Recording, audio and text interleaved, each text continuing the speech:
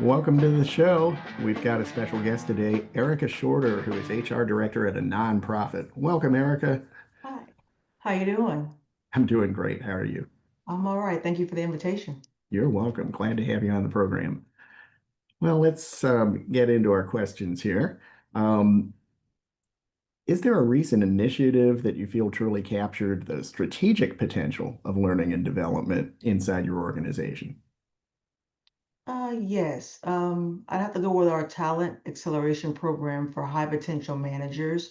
We combine leadership simulations, targeted training, and we paired them with senior mentors. And within a year, nearly 40% of those participants had stepped into bigger roles, and retention from that group was over 20% higher than average. That's fantastic. What an increase in retention. What do you think made it work so well? It worked because we didn't just design it in a bubble.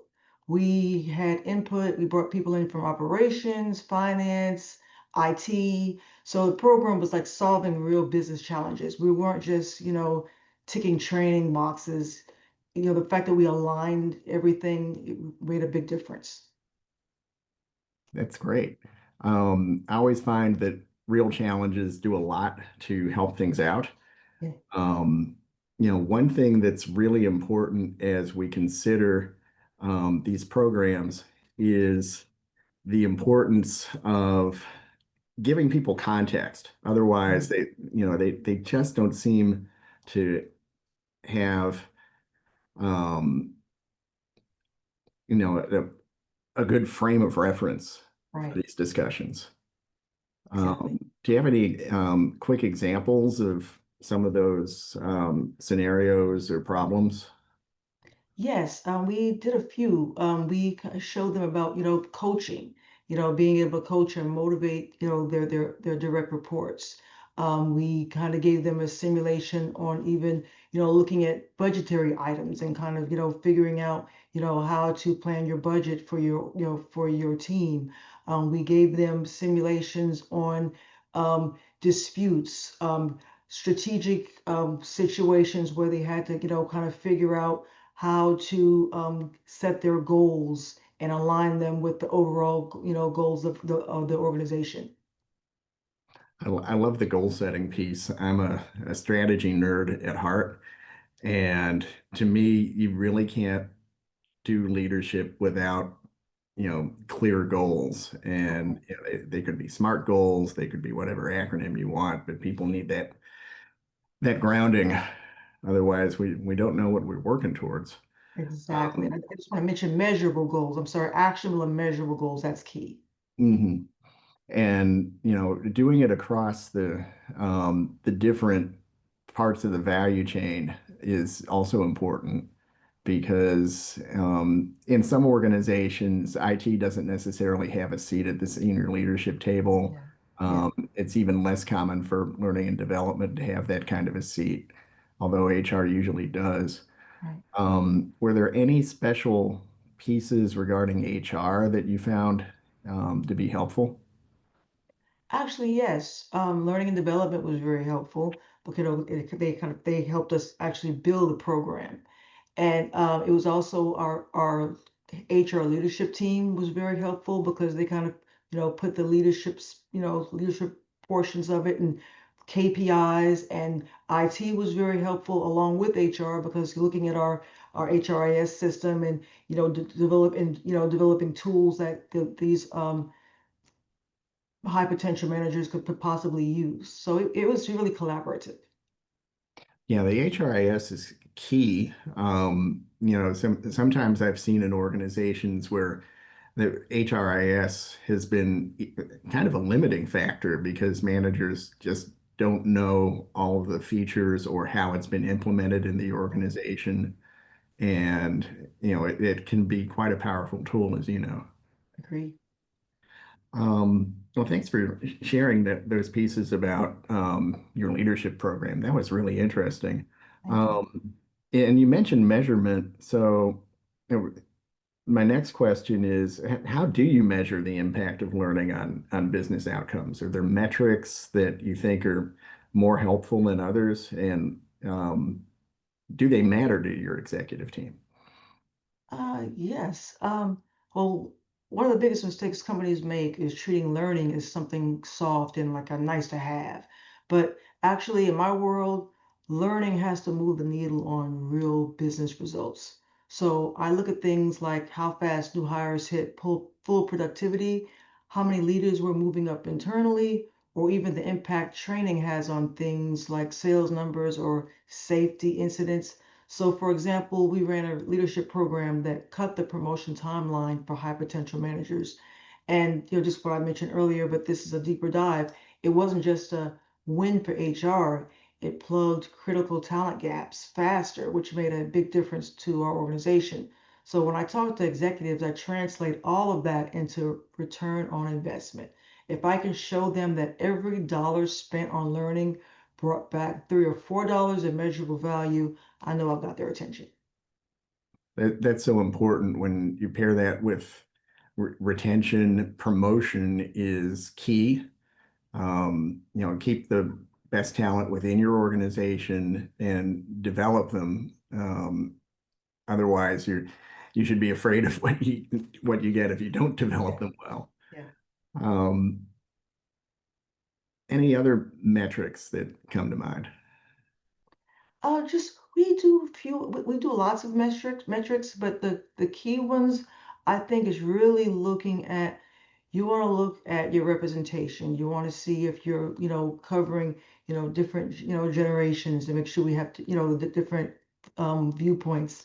We want to look at we're going back to learning. We want to look at all of our courses and see which courses are underutilized. And then we decide whether or not we keep it or do we kind of highlight and spotlight it to get people's attention on that. So that's the one that people hardly ever look at is just the utilization of the different learning modules. Critical, if regardless of whether it's for licensed content or content that's developed internally, because there's investments in both of them. Um, there's a lot more sweat going into the internal content, of course. Yeah, definitely. Yeah, and it's always worrying to me as a former L&D executive turned L&D consultant when internal projects don't quite measure up to expectations. Yeah, So, promoting those internal projects and making sure that people understand the gaps that um, they're addressing is critical.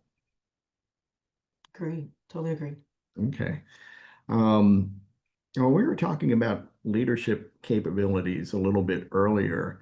Are there any leadership capabilities that you're working on right now in terms of building them? And how is your L&D group supporting all that?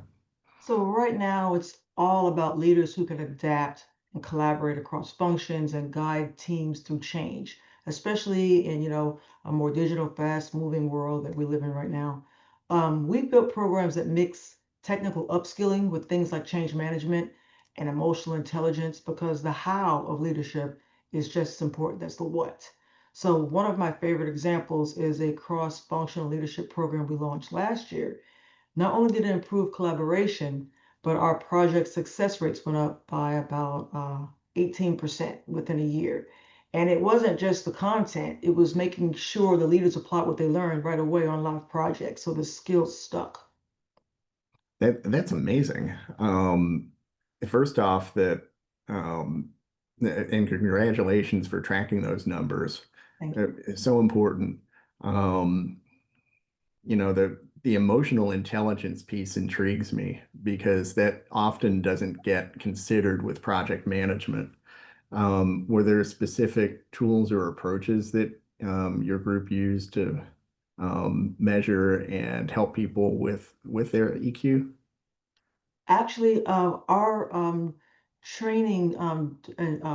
training manager was really, who also has a degree in IO psychology, was really hands-on in developing that portion of it and making sure we use those, leadership principles, but emotional intelligence as far as really getting to know your team, getting to know what motivates your team, really being aware of, every single member individually and what makes up the entire team. He was just so good at just honing in on those portions.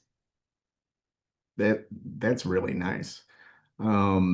It's great to have those kinds of skills in-house. I've seen a variety of approaches to EQ over the years, and it it, it's and not to knock these approaches, but they're a little bit off the rack. They always need some customization, and Don't think so.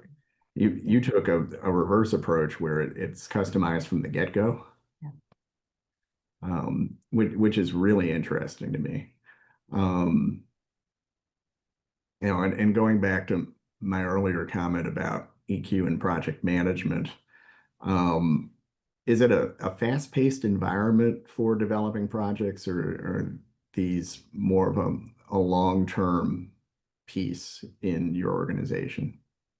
It's more of a long-term piece, and I say that because as things evolve, we also have to evolve our approach.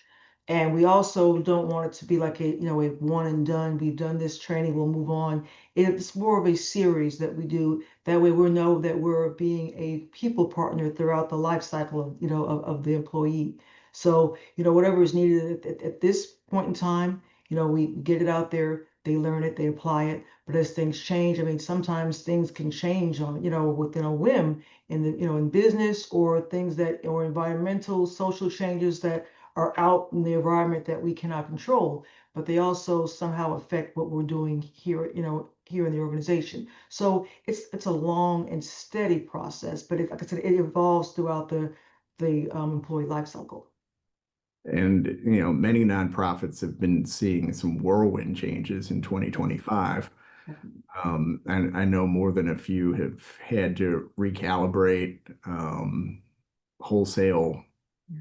changes in the organization's strategic plans and even the organization structure to try to make sense of and prepare for all of the interesting changes we're seeing Yes. this year.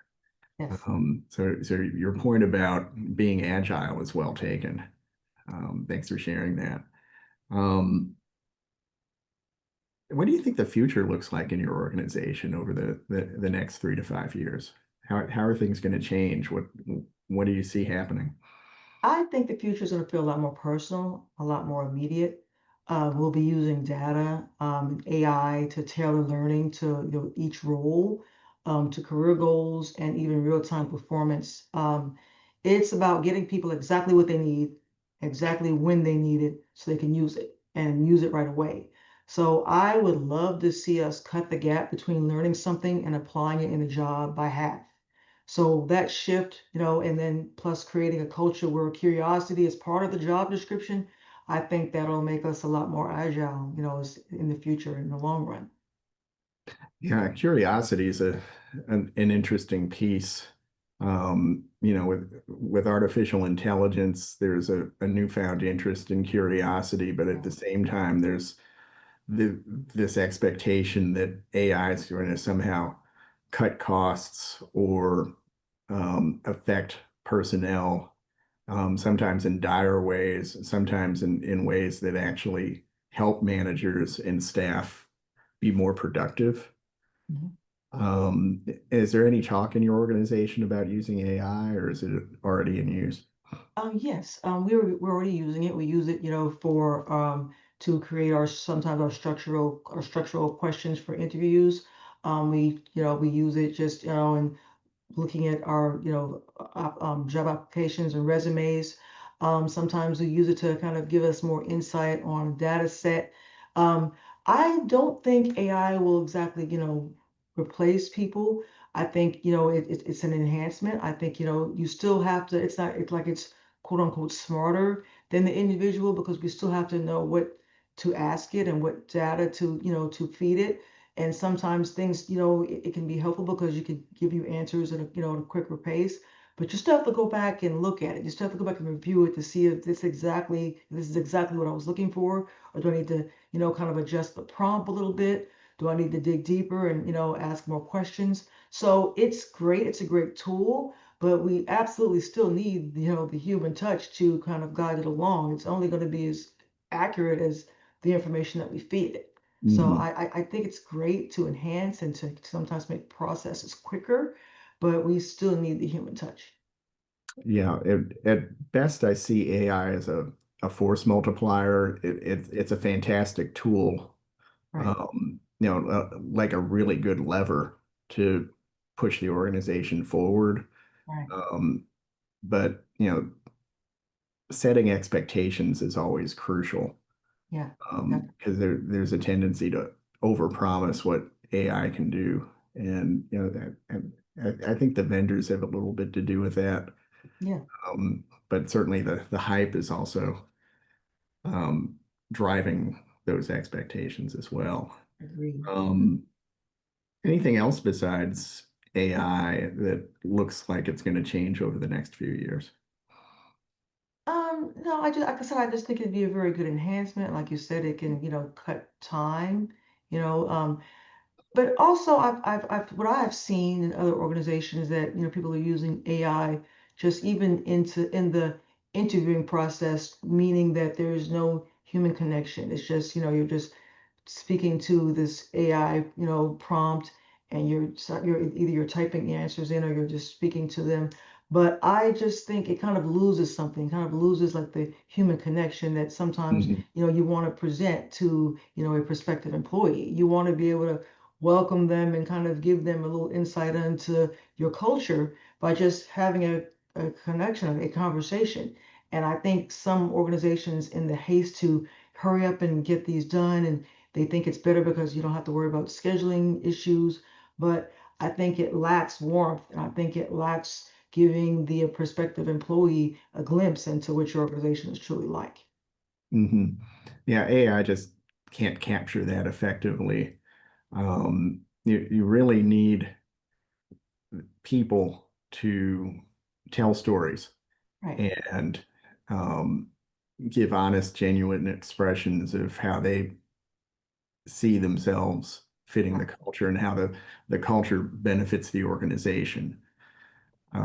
Without that, it can almost turn into a sort of dismal robotic experience, kind of like right, that interview right, right. process Totally. you just Yeah, described. Um, because it's certainly tempting to start screening lots of candidates through AI, but I just question the value of that. me too. Me too. Um, well, let's say you had an opportunity to redesign your organization's learning and development function from scratch. Um, what do you think are a few things that you might do? I think I would just start by making learning and development part of the conversation right at the beginning, right whenever we, establish the business strategy. So more often than not, learning and development gets brought in after the fact. And I think learning and development should be at the table during the initial conversations early, so we can anticipate the skills people need and get ahead of the curve. So I would make the managers true talent developers. Learning shouldn't just sit in HR. It should be baked into how leaders run their teams. And I keep the infrastructure modular. So it grows, it shifts, it evolves, with the organization. And that way, learning and development becomes a business driver. And, more often than not, it's like a side service. Hmm. And I just don't think organizations place enough importance on how learning and development is actually a foundation and a cornerstone. Yeah, there's a big difference between L&D as a service provider and L&D as a strategic enabler. Correct. And I definitely can see where your strategic approach that we've seen all through today's conversation is really helping drive the value of learning throughout your organization. Any final thoughts for us?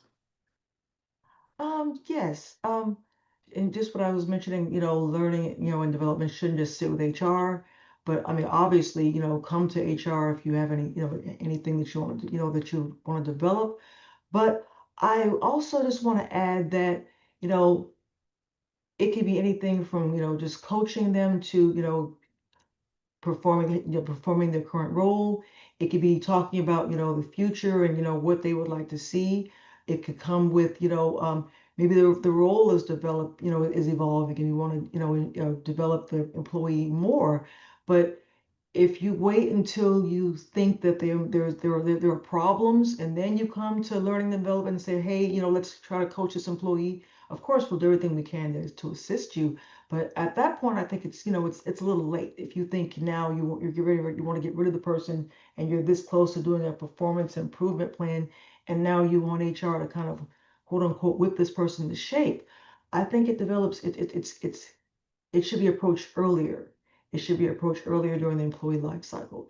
Even if you don't see, any problems, but still have conversations with the employee and kind of, where they'd like to see the role, where you'd like to see the role. Are you in alignment?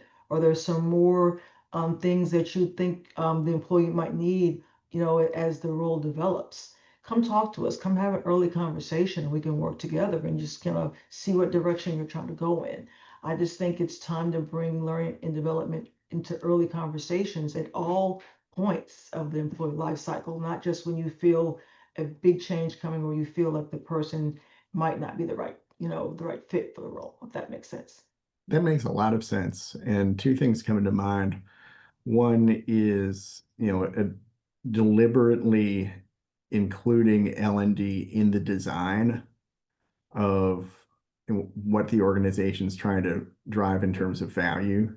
Yes, And definitely. and the other one for me, one of the key metrics is employee retention and employee engagement through their first 90 days. Yes, yes, You've only got a short window of time to capture the hearts and minds of new employees. Otherwise, they might get jaded, or they'll let the opinions of their colleagues affect them. And of course, we want a better outcome. definitely, definitely agree 100%. Well, I wanted to thank you for today's conversation, Erica. It was really enlightening, I and enjoyed it. thank you. And to all our listeners and viewers out there, thanks for joining us, and we'll see you on another step on the perfect route. Thank you.